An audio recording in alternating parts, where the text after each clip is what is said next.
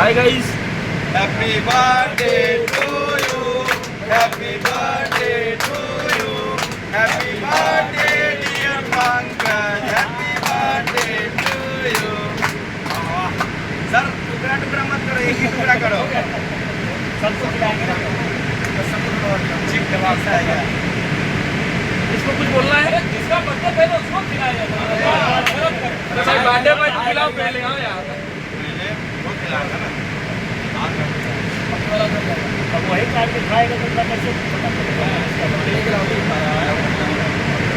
आधा ठीक है, ठीक बराबर आना चाहिए।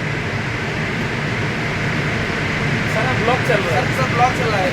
फोटो कोई ले ही नहीं आता, फोटो नहीं आया। फालतू खिला के चले। स्क्रीनशॉट कर लेगा और क्या। हमको नहीं आता है। सर इधर ब्लॉगिंग चैनल है।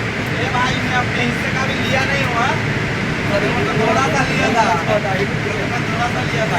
अभी के लिए हम चली खाएंगे। यार ये नीचे ऐसे बेच मत करो, इसको यूज करो, इसको यूज करो। ये सब क्या है? ये सब थोड़ी है। सब कागज है। तुम लोग खाओगे ये सब?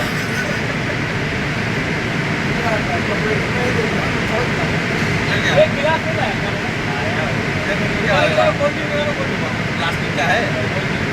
ए भाई, सर हमें नहीं खिलाना, पूरा मान खा रहा हूँ यार।